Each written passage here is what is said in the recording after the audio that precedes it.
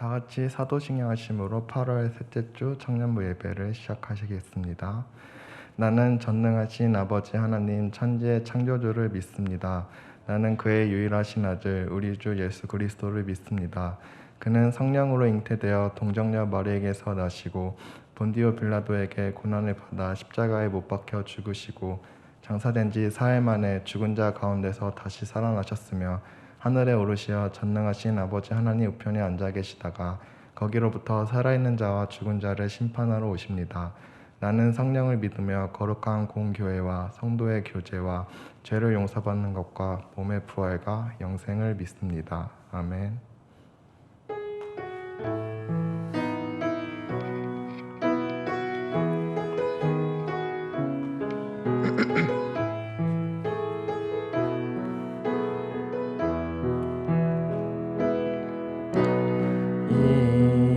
이곳에 생명샘 솟아나 눈물 골짝 지나갈 때에 머잖아 열매 맺히고 웃음소리 넘쳐나 이곳에 생명샘 솟아나 이곳에 생명샘 솟아나 눈물 골짝 지나갈 때에 머잖아 열매 맺히고 웃음소리 넘쳐나리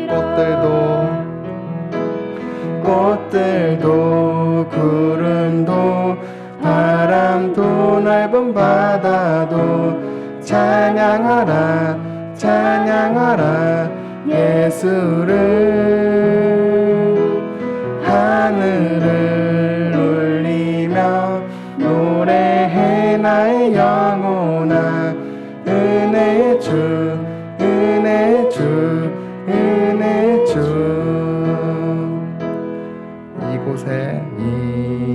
이곳에 생명샘 솟아나 눈물 골짝 지나갈 때에 머잖아 열매 맺히고 웃음소리 넘쳐나리 그날에 하늘이 열리고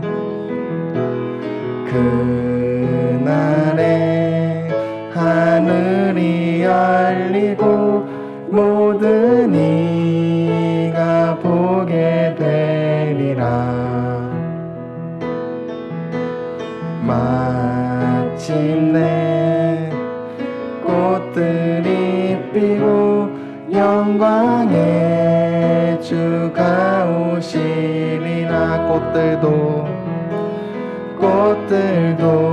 구름도 바람도 넓은 바다도 찬양하라 찬양하라 예수를 하늘을 울리며 노래해 나의 영혼아 은혜의 주 은혜의 주 은혜의 주 꽃들도 구름도 바람도 넓은 바다도 찬양하라 찬양하라 예수를 하늘을 울리며 노래해 나의 영혼아 은혜의 주 은혜의 주 은혜의 주 다 같이 박수 치면서 찬양하시겠습니다.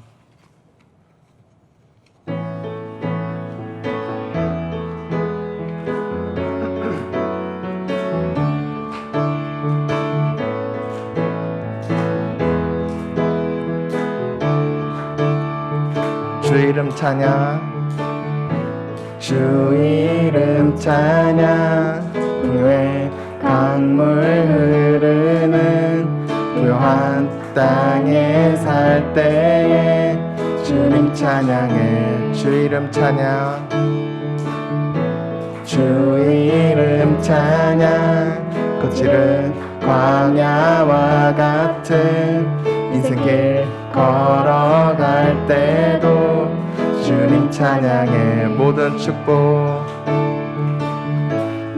축복 주신 주님 찬양하리.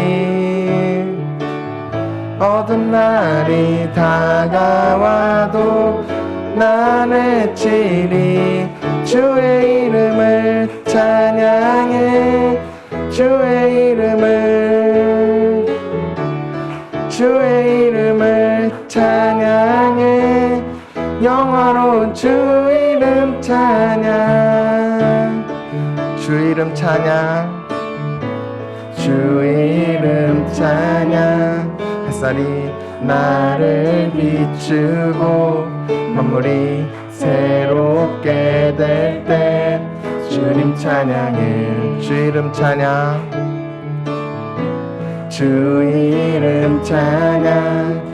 가는 길 험할지라도 고통이 따를지라도 주님 찬양해. 모든 축복 주신 주님 찬양하리. 어두운 날이 다가와도 난 외치리. 주의 이름을 찬양해. 주의 이름을 찬양해. 영화로운 주 이름 찬양. 주님은 주시며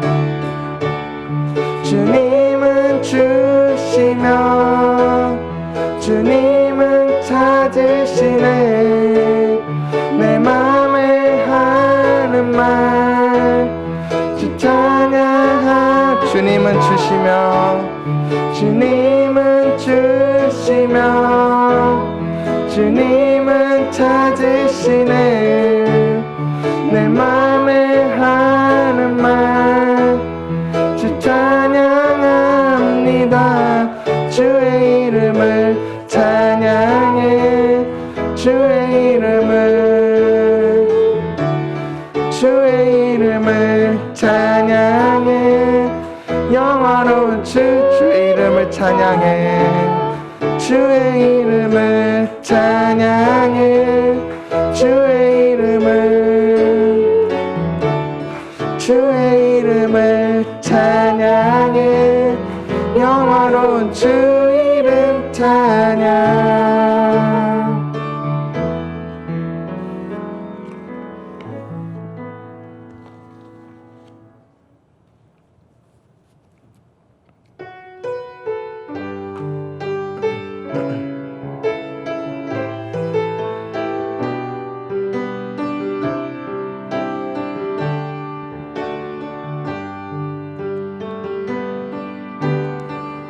이 세상 가장 아름다운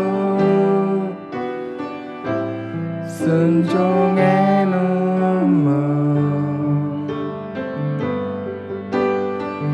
온 세상 다시 빛나게 한 생명의 눈물.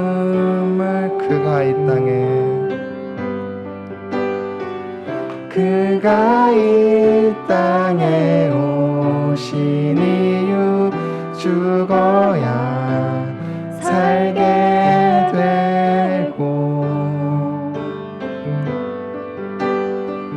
져야만 승리하는 놀랍고 영원한 신비 지으신 그대로 회복시킨 우리의 창조주 그리스도 십자가의 길로 아버지 뜻 이루셨네.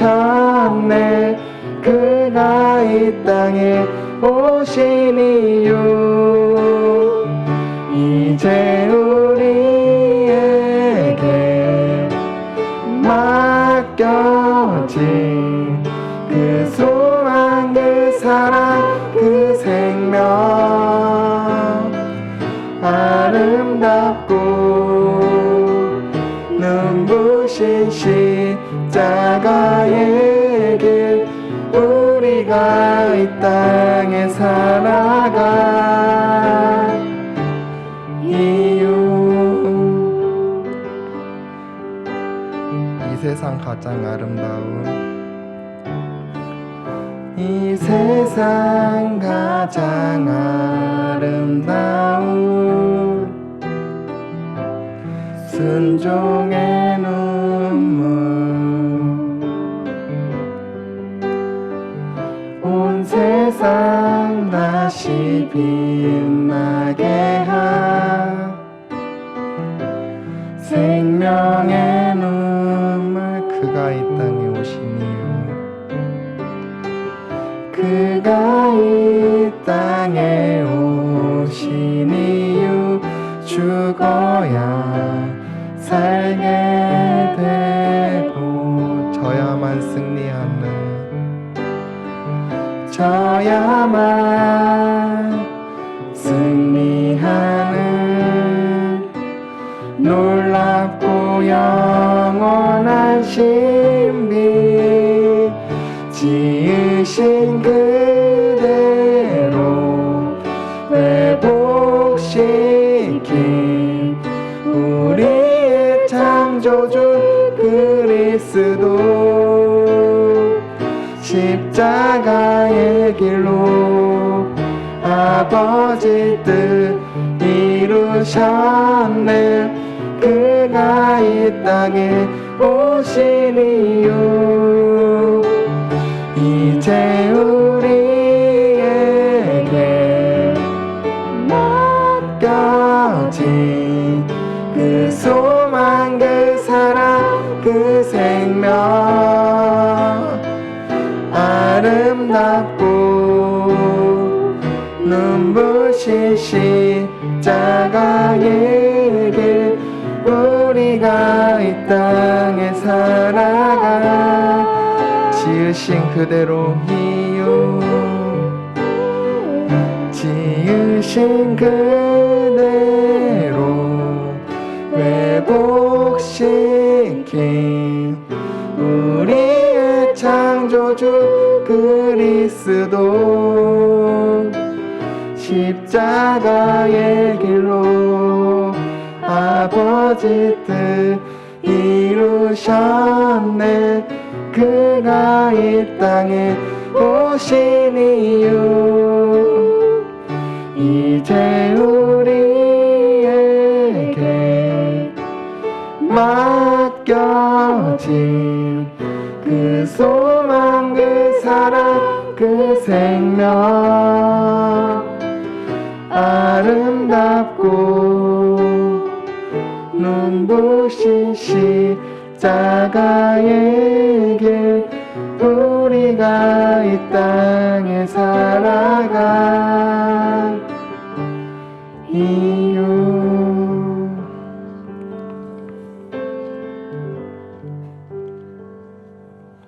다음 순서로 김모세 형제님 나오셔서 대표기도 드리시겠습니다.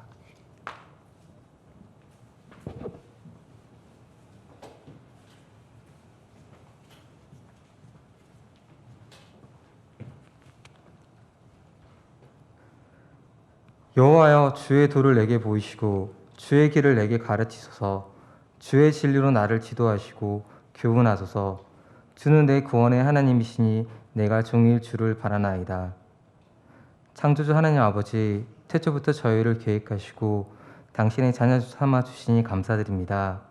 또한 어려운 시기에도 한자리에 모여 주님의 주일을 기념하며 함께 주님을 찬양하게 하시니 또한 감사드립니다. 올 초부터 시작된 코로나가 끝을 보이지 않고 어느새 여름을 넘어 가을을 향해 가고 있습니다. 하지만 기나긴 장마가 끝이 나고 밝은 해가 얼굴을 드러내듯이 당신의 치유의 빛이 구원의 역사가 이 코로나를 종식시키고 우리의 삶을 회복시킬 것을 믿습니다. 당신의 길을 우리에게 보여주시고 우리가 그 길을 따라 걸을 수 있는 믿음과 용기를 허락하여 주십시오. 혹시라도 아픈 지체가 있다면 주님 치유의 빛을 비춰주시고 우리 지체들의 건강을 지켜주시고 우리 공동체를 통하여 이 땅의 빛과 소금이 되게 하여 주십시오.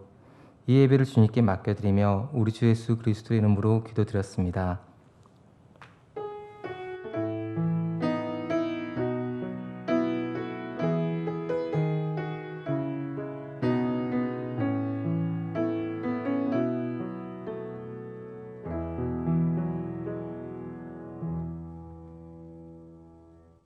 성경 말씀 봉독하겠습니다. 오늘 우리에게 주시는 은혜의 말씀은 창세기 1장 1절부터 5절 그리고 26절부터 31절까지의 말씀입니다.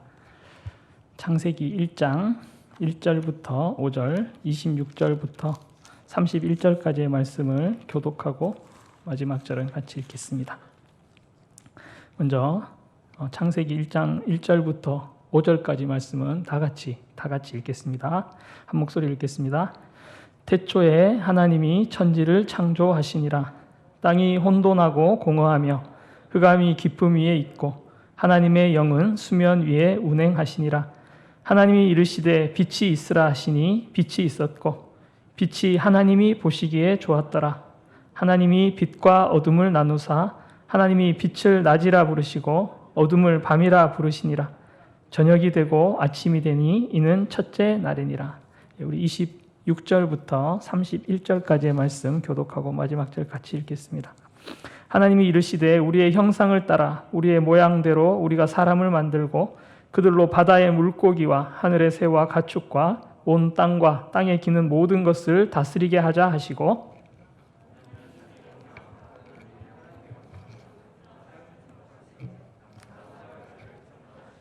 하나님이 그들에게 복을 주시며 하나님이 그들에게 이르시되 생육하고 번성하여 땅에 충만하라. 땅을 정복하라. 바다의 물고기와 하늘의 새와 땅에 움직이는 모든 생물을 다스리라 하시니라.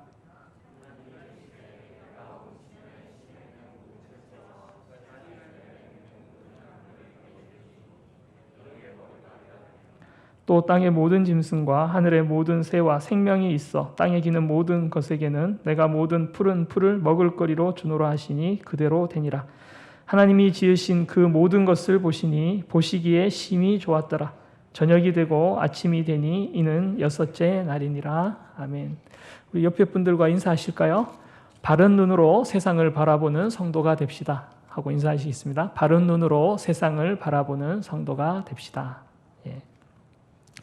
우리 모두는 세상을 바라보는 눈을 가지고 있습니다. 이것을 세계관이라고 합니다. 제가 일주일간 휴가를 보내면서 우리 청년부원들에게 가장 필요하고 시급한 것이 무엇인가를 생각을 해보다 우리가 세상을 보는 관점이 어떤 성경적인 관점이 아니라 우리가 세상적인 관점으로 너무 혹시 좀 경도되어 있는 것은 아닌가 하는 생각이 들었습니다. 그래서 우리가 성경의 말씀을 통해서 우리가 가진 세계관에서 대해서 몇 주간 살펴보는 생각을 가질까 합니다. 몇 주 동안 구약 성경을 통해서 하나님께서 우리에게 알려주신 것들을 살펴보면서 구약의 몇 가지 이야기들을 통해서 성경 전체가 하나님의 거대한 이야기를 다루고 있다는 것을 우리가 생각해 보면 좋을 것 같습니다. 그리고 성경의 이야기를 우리가 생각하면서 과연 그러한가? 우리의 세계관을 정립해가고 교정해 나가는 시간을 가져보면 좋겠다는 생각이 들었습니다. 성경의 이야기가 성경적 세계관을 만들고 우리가 어떤 생각을 가지고 있는가 하는 것이 우리가 가진 그 세계관에 따라서 삶의 방향이 달라질 것이기 때문입니다. 여러분, 세계관을 결정하는 질문은 어떤 것이 있을까요? 크리스토퍼 라이트라고 하는 그 유명한 구약학자는 우리에게 이 세계관을 결정하는 데 있어서 4가지 질문이 있다고 말했습니다. 첫 번째로는 우리가 어디에 있는가 하는 것이고, 두 번째는 우리는 누구인가 하는 것입니다. 그리고 세 번째 질문은 뭐가 잘못됐는가 하는 것이고, 마지막 질문은 그렇다면 그 해결책은 무엇인가 하는 것입니다. 이 4가지 질문의 대답에 따라서 사람의 생각과 행동이 결정되고 또 시대가 결정되기도 하는 것입니다. 예를 들어서 우리 근대화 과정을 우리나라가 겪었죠. 70년대를 보면 사람들은 우리가 어디 있는가라고 생각했을 때 우리는 일제시대를 지나고 전쟁의 폐허 속에서 우리가 있다라고 생각을 했습니다. 그리고 우리는 누구인가라고 생각했을 때 우리는 6.25를 넘긴 강인한 민족이긴 하지만 자원이 부족하고 지식과 기술도 모자라는 곳이다라고 생각을 했었습니다. 그리고 그 해결책을 뭐라고 했을까요? 밤낮 쉬지 않고 열심히 공부하고 이래서 선진국이 되어야 된다. 이런 세계관으로 지금까지 수십 년간 우리나라가 달려왔습니다. 아마 많은 우리나라의 사람들이 여기에 대해서 동의를 하고 그것으로 열심히 살아왔기 때문에 이 정도의 사회가 되었다고 생각할 수 있을 것입니다. 개인과 가정의 삶에 있어서도 이 네 가지 질문에 따라서 많은 것이 달라집니다. 부모님과 자식의 생각은 보통 많이 다르죠. 만약 부모님께서 자식의 삶에 대해서 이 네 가지 질문을 던진다고 생각을 해보겠습니다. 나는 우리가 어디에 있는가? 공부 못하면 사람 취급 못 받는 세상에 살고 있다. 아버지가 자식을 보면서 생각하는 겁니다. 우리 아들은 이 자식은 어떤 자식인가? 내 닮아서 머리는 좀 있는 자식이다. 그럼 문제는 놀자고 하는 친구가 너무 많고 혹은 노는 걸 너무 좋아해서 공부는 안 하고 허튼 짓만 너무 하고 있다. 이게 이제 아버지의 생각이라고 하겠습니다. 그럼 해결책은요? 친구들 못 만나게 하고 허튼 짓 못하게 해야 되겠다. 이렇게 태도를 취할 수가 있습니다. 반면에 자녀의 생각은 전혀 다르죠. 보통 우리는 자녀들의 생각인 경우가 많습니다. 나는 어디에 있는가 생각했을 때 이제 어떤 그 주입적인 지식으로 되는 사회가 아니라 창조적인 사람이 승리하는 세상에 우리는 있다라고 생각하고 나는 누구인가 라고 했을 때 자유롭게 그냥 내뒀을 때 훨씬 더 가장 빛이 나고 역량을 잘 발휘할 수 있는 사람이라고 생각할 겁니다. 문제는 나를 이해를 못해주는 부모님과 이 사회 시스템이 문제다라고 생각을 합니다. 그러면 해결책은 부모님과는 전혀 다른 방향으로 나아갈 것입니다. 이런 경우에는 갈등이 생기지 않을 수가 없는 것이죠. 사람의 세계관은 바뀌기도 하는 것입니다. 제가 직장에 속해 있다가 밖에 나왔을 때 전혀 다른 곳에 있는 것 같았습니다. 사는 것도 같았고 있는 것도 같았는데 단지 직장을 나왔다라는 것만으로 생각이 전혀 달라졌습니다. 포스트 코로나라고 하는 단어를 요즘 자주 듣게 됩니다. 그런데 이것을 통해서 모든 사람들의 생각이 바뀌었죠. 20, 30대들의 요즘 생각도 많이 바뀐 것 같습니다. 제가 청년부를 맡으면서 되게 생각을 많이 했을 때 가장 많이 들은 단어, 작년이죠. 코로나가 시작하기 전에 많이 묵상했던 단어는 헬조선이었습니다. 우리는 어디에 있는가? 최근까지의 대답은 청년들의 대답은 헬조선이었죠. 그런데 이 세상 어느 나라보다도 한국이 살기 힘든 곳이라고 생각했었습니다. 그런데 코로나를 지나면서 이 생각이 많이 흔들렸습니다. 우리가 어디에 있는가 하는 첫 질문이 흔들리면 생각 전체가 바뀌고 내가 살아갈 방향이 바뀔 수가 있습니다. 그래서 이 대목이 굉장히 중요한 변화의 대목인 것입니다. 세계관은 동시대를 살고 있고 비슷한 나이대라고 하더라도 사람에 따라서 전혀 다른 것을 알 수 있습니다. 여러분들 오늘도 교회 오실 때 방역 되게 열심히 하셨죠? 다들 지금 마스크 끼고 계시잖아요. 얼마나 열심히 조심을 합니까? 그런데 일부 사람들을 보면 어쩌죠? 여전히 술집에 몰려다니고 클럽에 다니고 춤추고 하는 사람들이 있습니다. 조금만 참고 조금만 조심해서 이것이 끝이 날 때까지 우리가 잘 방역을 잘 하고 조심하자고 아무리 이야기해도 전혀 듣지 않습니다. 그런 분들의 생각은 오늘 놀아야 할 것을 내일로 절대 미루지 말아야 한다는 이런 정도 생각이 갖고 있습니다. 노는 데만 정신이 팔려서 방역하자고 아무리 해도 이야기를 전혀 잘 듣지 않는 것이죠. 그런데 그 상태만을 바라보기 이전에 그 이면을 보면 그 사람들에게도 나름대로의 세계관이 있는 것입니다. 타락한 세계에는 타락할 수밖에 없는 세계관이 있는 것이고 답답한 삶에는 답답할 수밖에 없는 세계관이 있습니다. 무기력한 삶에는 그럴 수밖에 없는 세계관이 도사리고 있는 것입니다. 잔인한 사회가 있죠. 그 잔인한 사회에도 그 나름의 세계관이 있습니다. 반면에 책임감 있게 사는 사람들, 또 세상의 빛과 소망이 되는 사람들에게는 그럴 수 있는 세계관이 그 속에 자리 잡고 있는 것입니다. 하나님의 나라는 성경적인 세계관을 가진 사람들을 통해서 증언되고 있습니다. 오늘은 이것을 창세기 1장부터 11장까지를 중심으로 이야기를 해보고자 합니다. 첫 번째 질문은 우리는 어디에 있는가 하는 것입니다. 1절부터 4절까지의 말씀을 제가 다시 읽어드리겠습니다. 태초에 하나님이 천지를 창조하시니라. 땅이 혼돈하고 공허하며 흑암이 깊음 위에 있고 하나님의 영은 수면 위에 운행하시니라. 하나님이 이르시되 빛이 있으라 하시니 빛이 있었고 빛이 하나님이 보시기에 좋았더라 했습니다. 우리는 하나님께서 만드신 세상에 살고 있습니다. 이 세상은 선한 세상입니다. 왜냐하면 첫째로 선하신 하나님께서 지으셨기 때문입니다. 여러분, 악한 사람이 하는 일은 악합니다. 선한 분이 하는 일은 선하시고 이 세계는 선합니다. 이 세계가 본질적으로 선하다라고 하는 말은 당연한 말 같지만 이것은 굉장히 중요한 말입니다. 옛날 사람들은 자연을 겁내면서 살았습니다. 제가 휴가 기간에 제가 태어났던 나서 몇 년간 다녔던 그 교회를 들렀다가 왔는데 거기가 완전히 바닷가였습니다.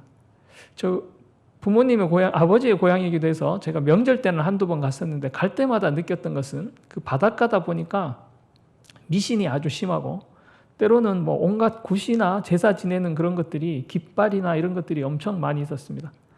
간만에 갔는데도 제 눈에는 보이더라고요. 그것이. 대대로 그랬을 겁니다. 풍랑이 몰아치면 용왕님이 노하셨나 이렇게 제사 지내고 또 위축된 마음, 불안한 마음으로 살았을 것입니다. 여러분들은 어떤 세계관을 가지고 어떤 세계관을 부모님으로부터 물려받으셨습니까? 그런 게 없다고요?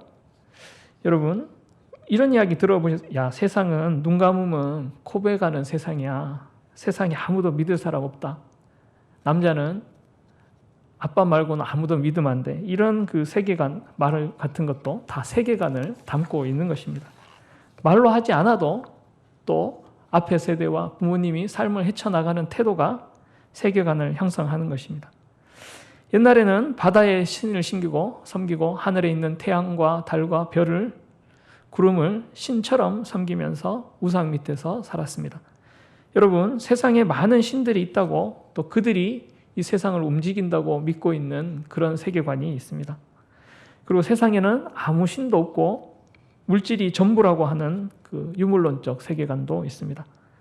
세상은 본질적으로 악하다는 세계관도 있습니다. 혹은 선과 악이 지금 투쟁하고 있고 싸우고 있다는 그 이원론적인 세계관도 있습니다. 성경은 이 모든 것과 다릅니다. 모든 것이 하나님께로부터 왔고 그러므로 본질적으로 이 세계는 선하다라고 말씀하고 있습니다. 창조 세계가 선하다라고 하는 말은 우선적으로 창조 세계가 우리에게 소중하다 이런 말이 아니라 물론 우리에게 소중하죠. 그러나 하나님이 그것을 귀하게 여기시면서 또 어떤 목적, 하나님의 목적에 맞게 창조되었다는 뜻입니다. 창조 세계가 선하다고 하는 말은 그 기원에 있어서 선하신 하나님이니까 선하고 그 목적에 있어서 선한 하나님께서 선한 목적을 가지고 있기 때문에 선한 것입니다. 그리고 이 세상은 그 목적을 향해서 가고 있는 것입니다. 이 선한 목적이 무엇이냐를 우리가 앞으로 계속해서 찾아보겠습니다. 시편 19편 1절부터 4절 상반절까지 말씀을 제가 읽어드리겠습니다. 하늘이 하나님의 영광을 선포하고 궁창이 그의 손으로 하신 일을 나타내는도다. 날은 날에게 말하고 밤은 밤에게 지식을 전하니 언어도 없고 말씀도 없으며 들리는 소리도 없으나 그의 소리가 온 땅에 통하고 그의 말씀이 세상 끝까지 이르도다. 하나님이 해를 위하여 하늘에 장막을 베푸셨도다 했습니다. 온 우주가 하나님을 찬송한다는 말이 성경에 나옵니다. 이교도의 세계관에서 하늘의 해와 달과 별은 다 신입니다. 그러나 성경의 세계관에서는 다 피조물입니다. 성경의 진리를 아는 사람들은 자연현상 앞에서 무서워하며 떨 필요가 없는 것입니다. 그리고 시편 19편은 이 모든 온 우주가 합창단처럼 함께 하나님을 찬양하고 있다고 말하고 있습니다. 창세기 1장과 2장을 전문적으로 연구한 학자들의 이야기를 들어보면 이 창세기 1장 2장의 중요한 메시지는 이 우주 전체가 하나님을 찬양하는 성전이라고 하는 것입니다. 이 우주적 성전에서 우리 인간들은 어떤 위치를 차지하고 있을까요? 그것이 우리는 누구인가 하는 것의 대답입니다. 1장 27절 28절 말씀을 읽어드리겠습니다. 하나님이 자기 형상 곧 하나님의 형상대로 사람을 창조하시되 남자와 여자를 창조하시고 하나님이 그들에게 복을 주시며 하나님이 그들에게 이르시되 생육하고 번성하여 땅에 충만하라. 땅을 정복하라. 바다의 물고기와 하늘의 새와 땅에 움직이는 모든 생물을 다스리라 하시니라. 인간은 하나님의 형상대로 지음을 받았고 또 모든 만물을 다스리라는 명령을 부여받았습니다. 여러분, 고대 사회에서는 신의 형상은 그 고대 사회의 가장 우두머리 그 한 사람만 신의 형상이라고 불렸습니다. 노예와 다른 사람, 노예는 사람 취급도 하지 않았습니다. 평민도 마찬가지고 여자도 마찬가지였습니다. 평민들은 왕과 귀족들 밑에서 또 여자들은 남자들 밑에서 노예처럼 살았습니다. 그러나 성경은 모든 평범한 사람들이 하나님의 형상이라고 말씀하고 있는 것입니다. 남자뿐 아니라 여자도 하나님 형상이다라고 말씀하고 있습니다. 이것이 지금은 너무나 당연한 말처럼 들리지만 이것이 수천 년 동안 이 땅에 이루어지지 않고 있었습니다. 이 세상이 하나님의 성전으로 지어졌다고 하면 이런 피조 세계가 하나님의 성전이라고 한다면 그 하나님을 보여주는 형상이 무엇이라고요? 그 형상이 남자와 여자, 우리들이라는 것입니다. 그래서 우리의 사명은 하나님을 세상에 보여주는 것입니다. 그리고 그 하나님은 어떤 분이신가요? 우리의 형상을 따라 우리의 모양대로 우리가 사람을 만들고 라고 말씀하셨습니다. 우리라고 표현되고 있죠. 함께 하시는 하나님이시고 서로 사랑하시는 하나님이십니다. 하나님은 사랑이시라고 했습니다. 하나님의 본질은 서로 사랑하고 기뻐하시는 분입니다.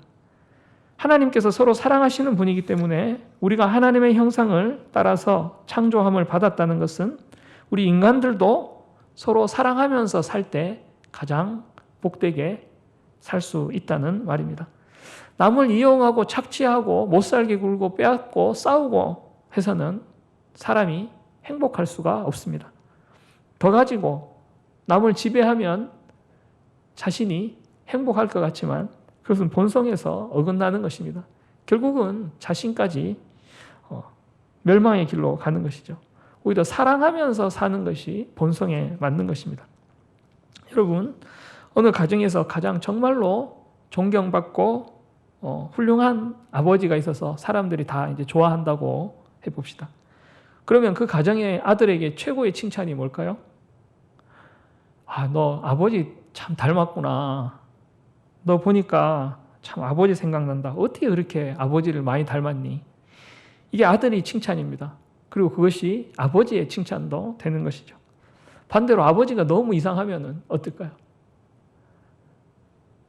아버지 닮았다고 하면 그것이 욕이 되는 것입니다. 우리는 세계를 창조하신 참으로 좋으신 하나님 아버지를 대신해서 왕처럼 이 땅을 다스리는 존재들입니다. 그런데 인간은 해와 달을 신으로 섬기는 노예가 아니라 온 우주 만물을 다스리는 영광스러운 위치에 있습니다. 그런데 다스릴 때 어떤 방식으로 다스려야 하는 걸까요? 야, 내가 왕이니까 내 말 들어라 하고 힘과 권위로 찍어 누르는 방식이 아니라 하나님의 방식대로 사랑의 방식으로 하나님의 방법으로 하는 것입니다. 삼위일체 하나님께서 서로 사랑하시고 사랑으로 세상을 창조하시고 사랑으로 우리를 품고 다스리시고 돌보시는 그 사랑을 우리도 닮아서 우리가 서로를 대하고 자연을 대해야 하는 것입니다. 그것이 우리 인간의 사명입니다. 마가렛 미드라고 하는 유명한 문화인류학자가 있습니다. 이 학자에게 학생이 질문했습니다. 인류가 문명을 가졌다는 그 최초의 증거는 무엇입니까? 라고 물었습니다. 이런 걸 기대했겠죠. 무슨 토기가 있다, 돌도끼가 있다, 아니면 낚싯바늘 있다, 숫돌 같은 거를 기대하고 물었을 것입니다. 그런데 이 교수님이 하는 말은 대퇴부가 손상되었다가 회복된 인간의 뼈라고 대답했습니다. 인간이 대퇴부를 다치면 4주에서 6주간 움직이지 못하고 누워 있어야 하는데 다른 모든 동물은 이 정도 움직이지 못하고 있으면 다 죽는다고 합니다. 굶어 죽든지 아니면 잡아먹혀서 죽든지 간에 인간은 죽든지 하는데, 인간은 한 사람의 대퇴부가 손상되었는데 그게 회복되었다는 것은 누군가가 그 사람을 돌봐주었다는 증거입니다. 안전한 장소로 옮겨주고 한 번도 아니고 아주 여러 번을 계속해서 지속적으로 먹을 것을 가져다 주고 치료해주고 회복될 때까지 챙겨주었다는 것입니다. 그 먹고 살기 힘든 그런 시대에 이런 일이 있었다는 것입니다. 이 인류학자는 여기서 인간됨을 발견했습니다. 왜 그럴까요? 왜 그런 일을 사람들이 했을까요? 그것이 하나님이 창조하신 인간의 본성이기 때문입니다. 이런 본성에서 사명이 나옵니다. 하나님의 본성, 거기서 인간의 사명이 나오게 되는 것입니다. 서로 돕고 살고 또 다친 사람과 약한 사람, 어려움을 겪고 있는 사람을 긍휼히 여기고 돌봐주면서 이 땅을 사랑과 평화의 동산으로 가꾸어 나가는 그것이 우리의 사명인 것입니다. 이 사랑과 샬롬을 통해서 하나님이 이런 분이구나 하는 것을 보여주고 온 만물이 하나님을 찬양하게 하는 것이 인간의 사명입니다. 그러면 우리는 누구인가? 사랑의 방식으로 서로를 돌보고 자연을 다스리는 인간입니다. 또 사랑함으로써 하나님의 영광을 드러내는 존재가 우리들입니다. 이것은 가정도 마찬가지입니다. 여러분들이 나중에 결혼을 하시겠지만 그 부부가 가져야 하는 그 첫 번째 사명은 서로 사랑하고 존중해야 하는 것입니다. 자녀들에게도 그것이 가장 좋은 모범이 되는 것입니다. 서로 사랑하고 존중하는 부모를 통해서 자녀들이 결혼이라고 하는 것은 아름다운 것이라고 생각하고 가정은 복된 곳이고 또 세상은 살만한 곳이다. 나는 사랑받는 존재다 하는 생각을 가지게 되는 것입니다. 부모는 하나님의 대리자입니다. 자녀에게 하나님의 다스림과 돌보심을 대신하는 사명을 부모가 받았습니다. 제 주변에 결혼을 안 한 분들이 많이 있고 또 그것을 거부하는 사람들이 꽤 있습니다. 그 거부하는 사람들 중에 상당수의 삶의 이야기를 들어보면 그 부모님들의 사이가 좋지 않았던 경우가 많습니다. 그것을 보고 결혼에 대한 부정적인 감정을 가지게 되는 것이죠. 여러분, 앞으로 여러분들이 가정을 이루어서 살면서 정말 중요한 것은 특별히 무슨 다른 것이 아니라 한 인간으로서 또 한 남편으로서 한 아내로서 한 그리스도인으로서 신실하게 살면서 또 사랑하며 살아가는 삶을 사는 것입니다. 인간의 다스림이라고 하는 것, 이것은 이제 리더십이라고 부를 수도 있겠는데 이것은 나의 영광을 위해서가 아니라 하나님의 영광을 위한 것입니다. 하늘이 주의 영광을 선포하고 온 세상이 하나님을 찬양한다고 하면, 온 우주가 하나님의 영광을 찬양하는 찬양단이라고 하면 인간은 그 지휘자가 되는 것입니다. 다시 말하면 인간은 우주라는 성전에서 하나님의 형상이자 하나님을 대신해서 다스리는 대리 통치자이자 사랑의 통치자이고 또 이 통치를 통해서 만물이 하나님을 찬양하고 예배할 수 있도록 하는 지휘자라고 말할 수가 있습니다. 그런데 문제는 하나님께서 이런 선한 의도로 창조하신 이 세계에서 인간이 이렇게 중요한 사명을 받았는데도 불구하고 문제가 생겼다는 것입니다. 이 세 번째 질문입니다. 무엇이 잘못되었는가 하는 것이죠. 이 무엇이 잘못되었는가 하는 것의 답은 이것이 죄 때문입니다. 사람이 죄를 지음으로써 타락했다고 하는데 이 타락이라고 하는 것은 어디 한 분야에만 나타난 것이 아닙니다. 모든 영역, 인간으로 따지면 4가지 영역에서 타락했다고 할 수 있는데 영적인 부분에서 타락을 했습니다. 하나님과의 단절된 관계로 영적인 피폐함, 영혼의 어두워짐 이런 것들이 생기게 된 것이죠. 요즘에는 많이 드러나는 것들 중에 심리학적인 그 문제들이 많이 드러납니다. 근데 그 근원을 누가 해결할 수 있을까요? 여러분들 심리학적인 문제들로 상담들 많이 하면은 상담해서 그 끝이 어떻게 되는지 혹시 아십니까? 많이 어느 정도 일정 수준 괜찮아지면 그냥 내버려 둡니다. 할 수 없지 뭐가 되는 것이죠. 더 이상 그 근원을 어떻게 할 수가 없습니다. 그런데 그런 심리학적 많은 문제들, 어두움의 문제들이 영적인 문제들입니다. 거기에 뿌리를 두고 있는 것이죠. 두 번째로는 육체적인 타락입니다. 우리가 지금 이렇게 병도 많이 들고 하지만 하나님께서 처음 지으신 육체가 이렇게 병들기 쉽고 약한 육체가 아니었습니다. 인간의 타락으로 말미암아 참으로 연약한 육체로 우리가 살아가게 된 것이죠. 또 타락 중에 더 심각한 문제는 지적인 타락입니다. 인간의 판단이 흐려지고 어두워졌습니다. 많은 사람들이 자기들이 망할 길로 가고 있습니다. 저기로 가면 분명히 안 되는데 자꾸 갑니다. 여러분들 친구들 중에서 다 망한다고 옆에서 다 말려도 절대 안 되는 사람들 있죠. 뭐가 잘못됐습니까? 인간의 이성의 판단이 지성이 타락해서 자기가 망할 길로 가는 그 어리석은 삶을 살고 있는 것입니다. 인간은 딱히 누가 벌을 주지 않아도 죄를 지으면 자기 죄값으로 스스로 망하는 길로 가는 것입니다. 여러분, 어떻게 하면 지옥 갑니까? 나쁜 짓을 하면 지옥 가나요? 그냥 두면 지옥 가는 것입니다. 우리가 본성을 회복하지 않으면 어두운 길로 그냥 가는 것입니다. 마지막으로 사회적 타락, 관계의 파괴입니다. 창세기 아주 중요한 흐름 중에 하나는 죄의 이야기가 있습니다. 아담과 하와가 죄를 지으니까 어떻게 되죠? 부부싸움이 일어나죠. 어떤 방법으로 싸웁니까? 말로 싸우죠. 서로 손가락질하고 말로 싸웁니다.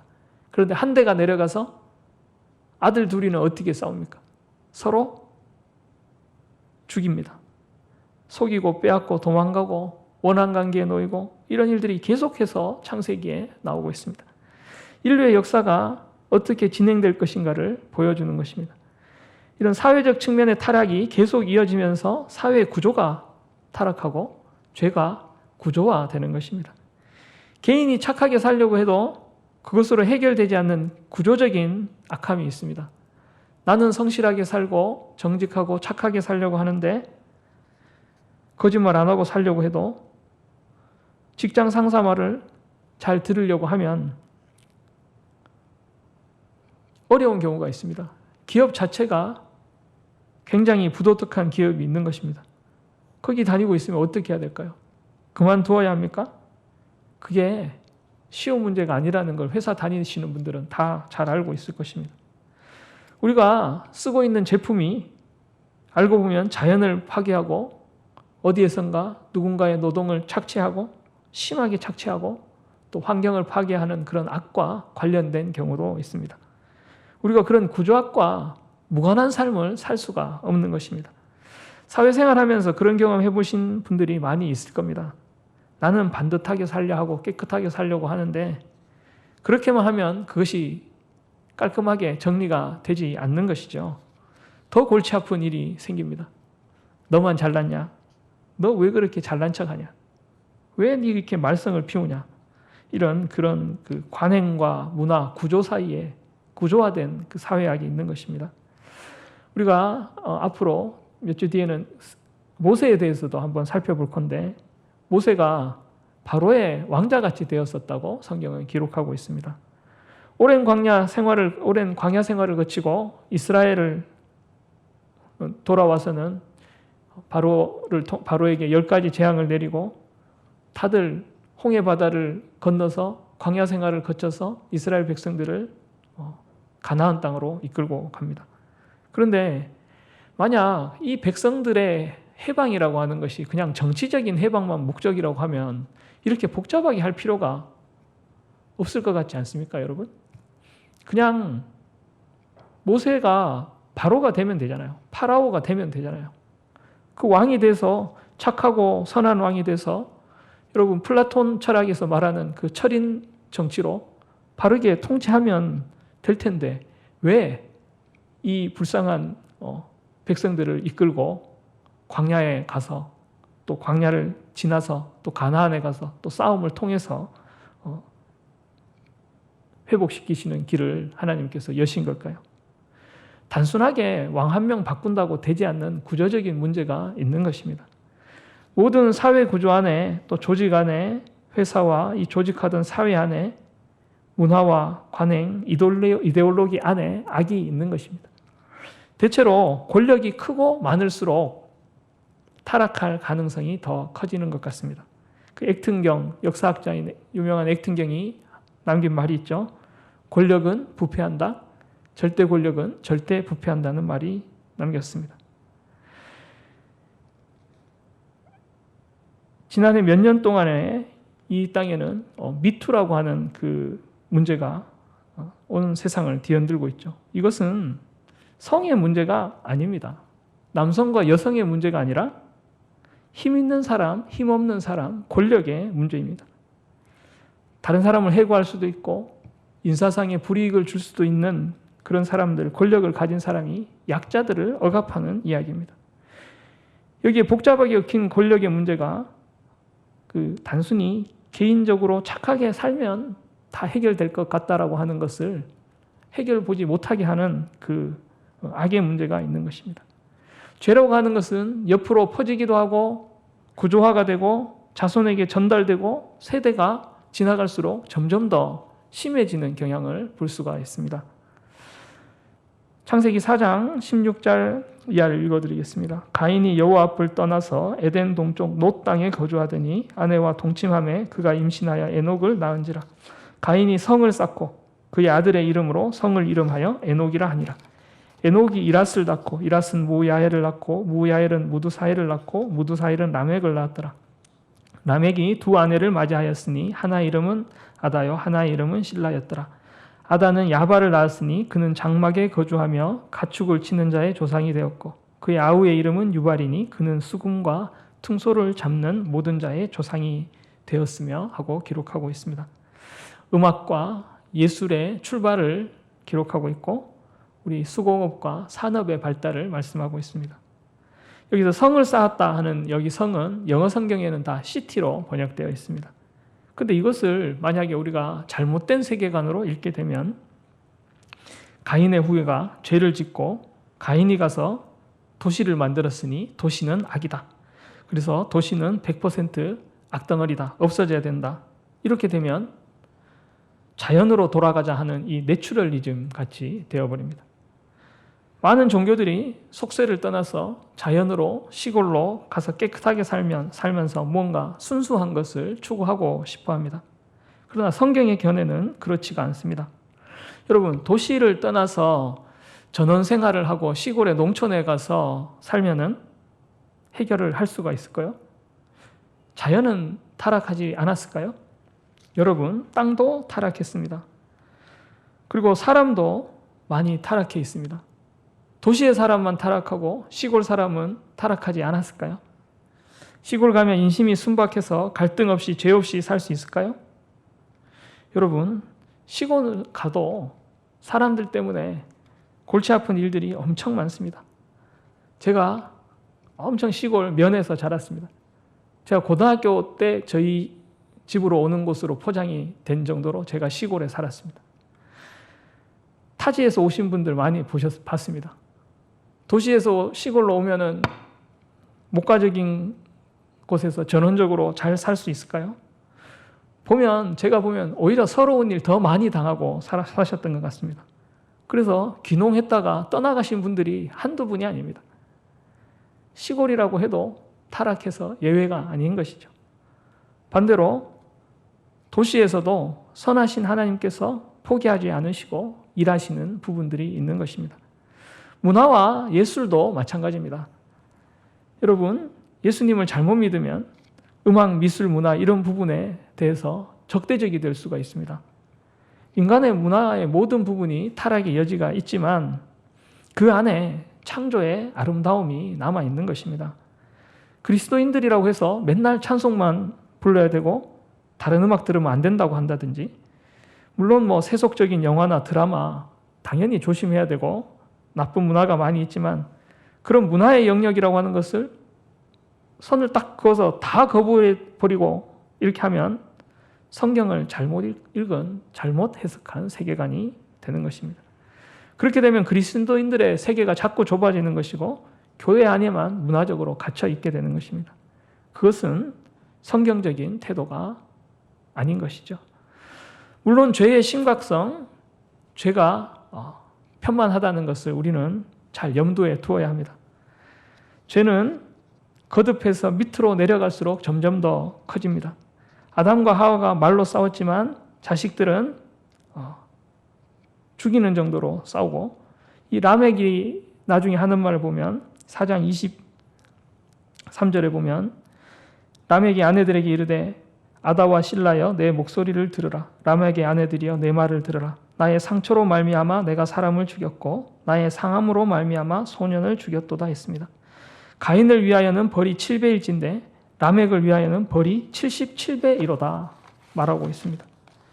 자기가 상처를 어느 정도 입어서 누가 해를 끼쳤는데 그 소년을 죽였다는 것입니다. 조금 해를 끼친 것 같습니다.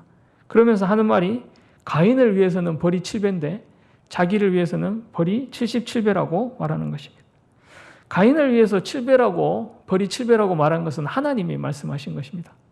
그런데 스스로 말하기를 나를 조금만 건드려도 가만두지 않겠다. 77배로 보복하겠다. 이렇게 말하는 것입니다. 사람을 죽여놓고 뻔뻔해진 것이죠.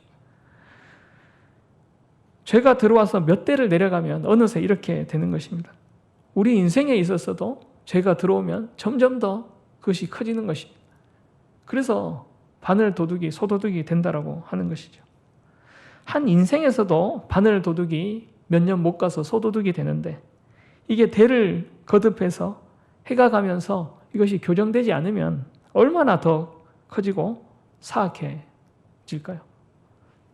그러면 이 해결책은 무엇입니까? 하나님은 이것을 가만두지 않으시고 해결책을 만드십니다. 그 해결책으로 하나님은 아브라함을 부르시고 너는 복이 될지라 이렇게 말씀하시고 그 길을 열어가셨습니다. 이 절망적인 공경에 대한 어떤 해결책이 있어야 한다면 그것은 타락한 인간에게서 나올 수는 없는 것입니다. 수천 년의 인간 역사가 입증하듯이 우리는 근본적인 결함이 있기 때문에 이 엉망진창인 그 세상에서 어떻게 해결책을 내어놓을 수 있는 존재가 아닌 것입니다. 우리가 다시금 생각해야 보아야 할 것은 이 해결책을 성경이 단순하게 말씀하고 있는 것이 아니라는 것입니다. 한꺼번에 그냥 딱 천국으로 다 데려가는 것으로 답을 주시는 그런 것이 아닙니다. 창조주 하나님께서는 하나님의 이 저주 아래 있는 이 땅에서 자신의 형상으로 창조하신 그 인간을 천국으로 데려가시는 것이 아니라 하나님께서 이 땅에 오셔서 해결하셨습니다. 하나님이 우리와 함께 하신다는 그 임마누엘이 하나님의 해결책인 것입니다. 참 하나님이신 우리 주 예수 그리스도께서 오셔서 그의 피로 구속받은 모든 사람들과 함께 모든 죄와 악이 제거되고 하늘과 땅이 통합된 새로운 세상에 거하시기 위해서 우리 주님이 오신 것입니다. 이것은 사람이 할 수 있는 것이 아니라 오직 하나님만 제공하실 수 있는 해결책입니다. 우리가 여기에 대해서 앞으로 살펴보겠습니다. 여러분, 우리 각자의 생각을 돌아보면 좋겠습니다. 우리가 다들 어떤 생각으로 세상을 바라보고 있는지, 우리가 어떤 생각으로 살고 있는지를, 내 생각은 바른 것인지를 살펴보면 좋겠습니다. 하나님께서 성경의 이야기를 통해서 생각을 바꿔주시기를 원합니다. 성경의 말씀을 통해서 하나님이 만드신 그 창조 세계의 목적과 우리 각자의 사명을 알아가는 저와 여러분 되시기를 주님의 이름으로 소망합니다. 이 시간 우리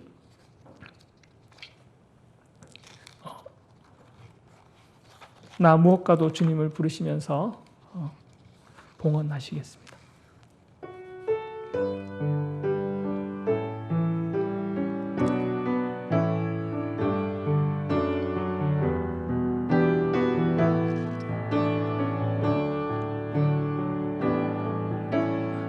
무엇과도 주님을 바꾸지 않으리.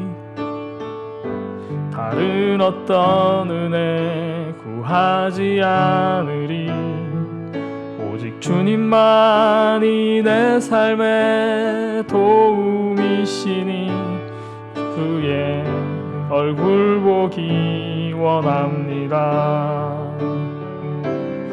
주님 사랑해요.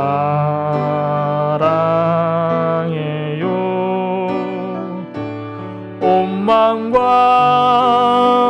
정성 다해 하나님의 신실한 친구 되기 원합니다. 이 시간 다 같이 기도드리시겠습니다. 하나님 아버지, 은혜를 감사드립니다. 오늘도 우리를 예배 자리에 불러주시고 좋지 않은 날씨 가운데서도 우리가 함께 모여서 아버지 하나님을 찬양하고 말씀 듣고 예배하게 하시니 감사합니다. 우리 마음이 어려운 가운데서도 우리 예배당에 모여서 하나님을 찾는 마음 주시니 감사합니다. 세상은 우리를 어리석다 말하고 또 여러 가지 세상 풍조와 물질과 명예와 향락과 또 쾌락이 우리를 유혹하지만 우리는 믿음대로 살기로 결단하며 하나님을 예배하는 예배의 자리에 왔습니다. 하나님, 우리의 예배를 받아주시고 우리의 마음을 받아주시옵소서. 하나님, 우리가 우리의 생각과 힘과 노력을 의지하지 않게 해주시고 하나님의 은혜를 의지하고 오직 하나님만을 의지하며 살아가는 저희들 되게 하여 주시옵소서.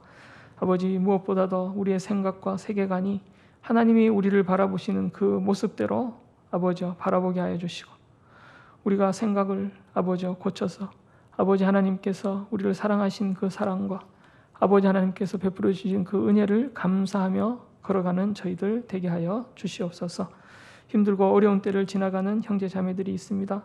아버지 하나님께서 도와주셔서 그들이 좌로나 우로나 치우치지 않게 하여 주시고 삶의 여러 순간들마다 힘들고 어려울 때라도 낙심하지 않게 하시고 아버지 또 작은 일에도 작은 성공에 도취되어서 교만하지도 않게 하여 주시고 늘 하나님께서 인도하시는 그 인도하심을 따라 걸어가는 주의 백성들 되게 하여 주시옵소서. 이 자리에 모인 주의 사랑하시는 청년들 아버지여, 주의 핏값으로 사신 귀한 자녀들입니다. 아버지 하나님, 하나님 가르쳐 주신 그 생명의 길을 가는데 부족함 없는 형제 자매들 되게 하여 주시옵소서. 코로나19로 많은 이들이 고통받고 있습니다. 우리 다 같이 모여서 예배드리지 못하는 날이 오래되었습니다. 하나님, 이 감염병을 빨리 퇴치되게 하셔서 우리가 함께 모여서 기쁨으로 찬양하고 또 예배하며 말씀 나눌 수 있는 은혜를 베풀어 주시옵소서. 또 수해로 많은 이들이 생업을 잃고 울고 있습니다. 아버지, 그들의 눈물을 닦아주시고 아버지 그 생업을 회복시켜 주시며 아버지 또 가족을 잃은 많은 이들의 아버지 그 마음을 위로하여 주시옵소서. 이 시간 우리의 가진 것들 중에서 일부를 구별해서 하나님께 드립니다. 물질보다 귀한 우리의 마음을 받아주시고 우리가 받은 은사대로 수고하고 또 땀 흘리며 일해서 구별해서 하나님께 드리는 것을 하나님 기쁘게 받아 주시옵소서. 모든 것 우리의 소망 되신 예수 그리스도 이름으로 기도드리옵나이다. 아멘. 회장님 나오셔서 광고해 주시겠습니다. 여러분 안녕하세요. 네, 한 주간도 잘 지내셨나요? 네, 비가 오고 오늘부터 이제 또 폭염이 시작됐어요. 그래서 더운 날씨에 또 체력이나 컨디션 잘 조절하셔서 네, 건강하게 유지했으면 좋겠습니다. 네, 그럼 오늘 광고 시작하겠습니다. 네, 저희 코로나 위험이 감소될 때까지 소모임을 금지하고 있습니다. 그래서 혹시 예배 전후로 사적인 모임도 좀 피해 주시고 지금 이제 또 갑자기 또 심해져가지고 여러 가지 걱정이나 고민들이 많으실 텐데 그래도 이런 사소해 보이는 이런 것들에 모두 다 동참해 주시고 네, 좀 주의해 주시면 좋을 것 같습니다. 네, 리더 모임은 오늘 오후 5시 반에 웹엑스에서 진행됩니다. 네, 그리고 말씀 읽기 온라인 모임 계속되고 있습니다. 목요일 저녁 9시에 웹엑스로 들어오시면은 누구나 참여 가능합니다. 네, 그리고 영상을 오늘 하나 또 준비했는데요. 같이 한번 보실게요.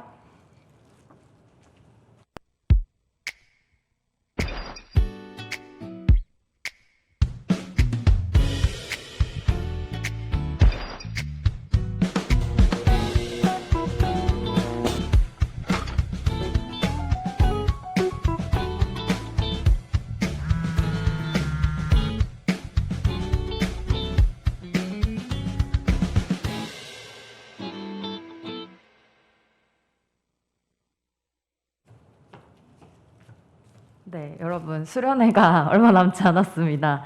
네, 한번 사진도 한번 띄워주시겠어요? 네, 저희가 지금 온라인으로 진행하는 수련회를 준비하고 있는데, 네, 한번 다 같이 따라 읽어볼까요? 온라인 수련회 은혜 수칙 첫 번째, 예배 환경 조성하기. 두 번째, 바른 자세 유지하기. 세 번째, 마음가짐 정돈하기. 네 번째, 거리두기 필요 없음. 네, 저희 온라인으로 지금 준비하고 있는데, 저희가 각 셀방을 통해서 그 온라인 참가 신청서 서식을 다들 공유해드렸어요. 그래서 거기에다가 참석하실 수 있는 분들은 꼭 그거 해주시고, 저희가 그 하는 방법이나 이런 것들은 저희가 따로 문자로 안내를 드릴 예정이거든요. 그래서 이 부분은 참고해서 네, 준비해 주시면 좋을 것 같습니다. 네, 그리고 후반기 장학생을 모집하고 있습니다. 8월 30일 주일까지이고 성적 장학생, 봉사 장학생 두 가지 분야로 모집을 하고 있으니 관심 있으신 분들은 교회 홈페이지 꼭 참고해서 지원해 주시면 좋겠습니다. 네, 그리고 축복 릴레이 편지도 계속 진행이 되고 있습니다. 저도 오늘 받았는데 편지를 저기 현금함 옆에 축복 그 편지함을 저희가 만들어 놨거든요. 그래서 거기에다가 넣어주시면 되고, 그 편지지가 필요하신 분은 지금 그 옆에 여러 가지 그 종류의 엽서가 놓아져 있으니까 그거 가져가서 써서 저기에다 넣어주시면은 저희가 배달을 해드리고 있습니다. 네, 그리고 저희가 자막 담당자를 모집하고 있습니다. 지난주에 세훈 형제가 이제 군대 가게 되어가지고 자막 담당자가 저희가 부족한 상황입니다. 그래서 꼭 관심 있으신 분들은 지원해 주시고, 네, 혹시나 주변에 관심 있으신 분들에게도 많은 독려해서 또 우리 예배를 채워갈 수 있는 그런 자막 담당자들이 세워질 수 있도록 여러분께서 많이 관심 가져주시고 기도해 주시면 좋겠습니다. 네, 그리고 영상 예배 온라인과 TV 채널 통해서 시청할 수 있으니까 혹시 예배 못 나오시는 분들은 여기서 예배 드려주시면 될 것 같고요. 네, 그리고 말씀통도 오픈 카톡방에도 많은 관심 부탁드립니다.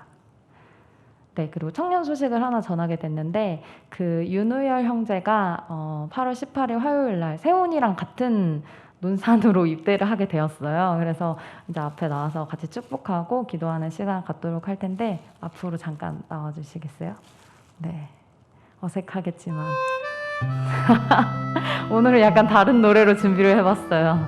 네, 여기 앞에 나와서 마이크로 한번 해주시겠어요? 네, 노래를 들으니까 눈물이 나네요. 네, 약간 가게 됐으니까 기도 제목이랑 이런 것도 한번 얘기해 주시면 좋을 것 같아요. 기도 제목은 그냥 가서도 잘 적응할 수 있도록 기도해 주시면 감사하겠습니다. 네, 혹시 청년부에게 하고 싶은 말 없나요? 제가 요즘 교회에 잘 못 나왔는데 그 전부터 잘 챙겨주셔서 감사했었습니다. 네, 돌아와서도 감사합니다. 같이 잘 지냈으면 좋겠어요. 네, 군대에서도 잘 신앙생활 유지할 수 있도록 우리 같이 축복하는 시간 갖도록 하겠습니다.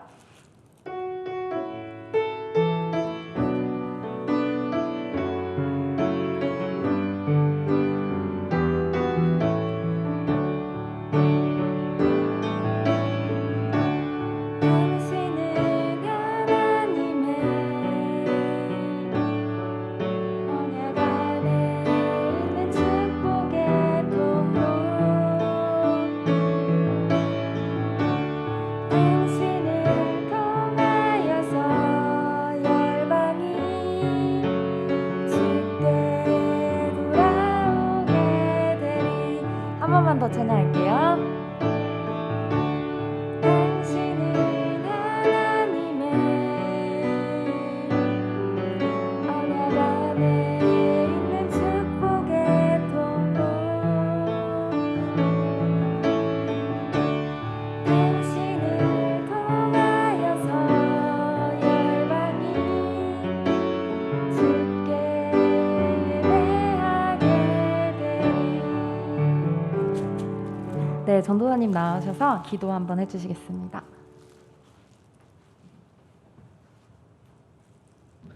다 같이 기도하시겠습니다. 하나님 아버지 감사합니다. 우리를 지금까지 인도하여 주시고 하나님께서 저희들에게 믿음 주시니 주님 감사합니다. 아버지 우리 공동체에서 사랑하는 윤우열 형제 이제 또 군대를 가게 되었습니다. 하나님께서 도와주셔서 아버지 그 생활하는 과정들 날마다 하나님 함께하여 주시고 또 거기 가서도 좋은 사람들을 만나서 믿음 생활하는데 부족함이 없도록 도와주시옵소서. 하나님께서 우리를 부르시는 길들이 아버지 여러 가지 있는 줄로 압니다. 특별히 아버지 이제 나이가 되어서 때가 되어서 아버지 나라를 지키러 가는데 아버지 이것이 그 삶 속에서 역사하는 것 되게 하여 주시고 아버지 더욱더 강건하여지며 또 많은 이들을 위하여 섬기는 귀한 역사 있게 하여 주시옵소서. 아버지 하나님께서 윤호의 형제를 지금까지 인도하셨던 것처럼 아버지 앞으로도 인도하여 주실 줄로 믿습니다. 때때로 또 나와서 우리 공동체가 우리 서로를 위하여 기도하고 또 공동체에 나와서 아버지 하나님께서 함께 하셨던 것을 서로를 나눌 수 있는 시간들 허락하여 주시고 건강하게 잘 다녀와서 아버지 하나님께서 우리와 함께 하시는 것을 보여주는 귀한 역사가 있게 하여 주시옵소서. 하나님 도와주시고 하나님 함께하여 주시옵소서. 모든 것 우리 구주 예수 그리스도 이름으로 기도합니다. 네, 다 같이 격려의 박수 한번 부탁드립니다. 네, 우효 형제가 그 청소년부에서 청년부로 들어온 게 진짜 엊그제 같은데 벌써 이렇게 또 때가 돼가지고 군대를 간다고 하니까 뭔가 아쉽기도 하고 그러네요. 그래서 여러분 또 인터넷 편지 나오면은 그 주소에 저희가 공유해드릴 테니까 그때 또 많이 편지 써주시고 격려해주시면 좋겠습니다. 네, 코로나19 감염 방지를 위한 교회 안내에 적극적으로 협조 부탁드립니다. 네, 다 같이 핵심가치 읽고 마무리하겠습니다. 산정현 청년부 핵심가치 12가지 두 번째, 나는 예수 그리스도만이 길이요 진리요 생명인 것을 믿습니다. 구원의 유일성.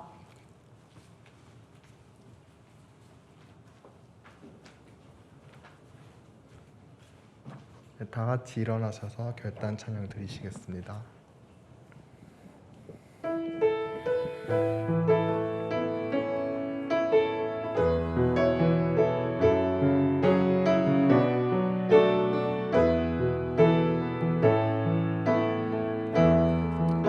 우리에겐 소원이 하나 있네.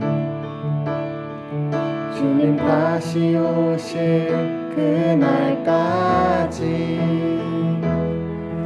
우리 가슴에 새긴 주의 십자가 사랑, 날 교회를 사랑케 하네.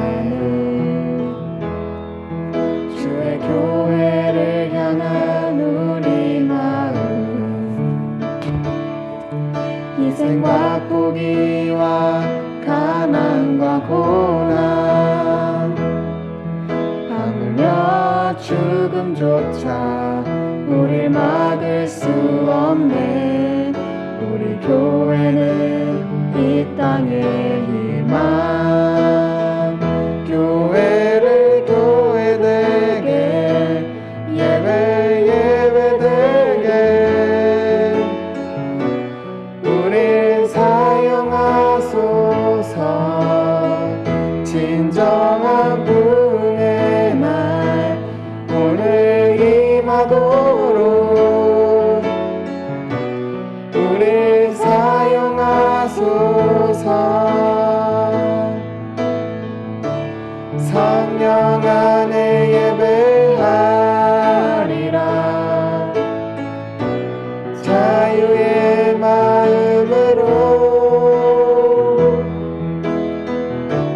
사랑으로 사역하리라. 교회는 생명이니 교회를 교회되게, 예배 예배되게 우릴 사용하소서. 진정한 부흥의 날 오늘 임하도록 우릴 사용하소서.